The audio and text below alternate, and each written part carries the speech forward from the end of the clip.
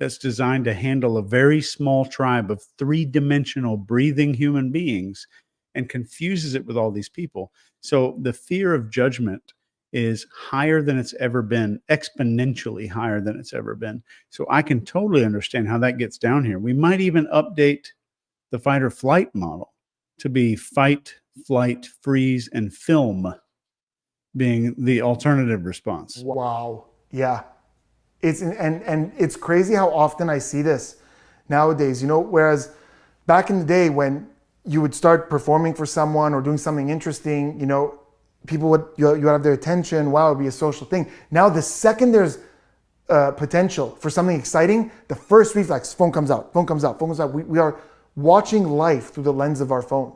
It's unbelievable. And it's a reflex. It's not even thought out like, oh, can I use this on my social media? People care. There's no thought there. It's, oh my God, something exciting, boom, phone. And they're dead focused on that. Yeah, and I think it's a dissociative process where I'm dissociating from what's going on. Because let's say I'm like, we see it with kids and with people that take their kids out to a big fireworks show. Their kids are running around. They're not making memories.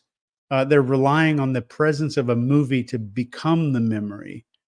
And I think it puts us like out, it disconnects us, it dissociates us from what's going on. And maybe that is a way that people are also getting more comfortable with traumatic stuff going on, because they're not even looking at the event. They're looking at it on the screen and making sure their priorities line up to make sure that they're getting a good shot. I don't think that's what's happening here.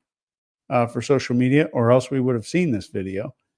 I'm not going to sit here and pronounce what it is, though. Yeah, so that was my reflex as well, to be like, I've seen this behavior to where even in a moment where you're looking at a person going, what are you doing? Put your phone away. That phone is out. But then where's that footage, right? If the priority here was to get this video, where is that video? So yeah, these are all important questions. And if the priority is to get the video, she had a faster response time than any human I've ever seen on Earth, ever. She was getting the phone ready before the first shot. You could see her looking down and checking it. I think she checked it twice. And I'm assuming that she was getting the phone ready, but the only thing in her hands is a phone, and she looks down into her hands a couple of times. Yeah, I'm going to push back on that. So I'm going to push back on that in saying that being at this rally, sitting 5 feet behind the presidential candidate, is in and of itself an exciting thing. So I don't think she was necessarily there to film a bullet shot. She could have just been there to film Donald Trump on stage, which is very exciting and would contribute to her clout as much. Chase, it's actually really funny because when we were talking about that reflex to film things that sometimes overrides other important things, you were talking about how it fills a lot of social needs, which is coincidental because when I talk about that, this reflex that we have to film everything immediately, when I talk about that in my seminars or to people, I actually reference your work and this beauty, the Behavioral Ops Manual, which is, I think also a world record holder for the biggest spiral bound.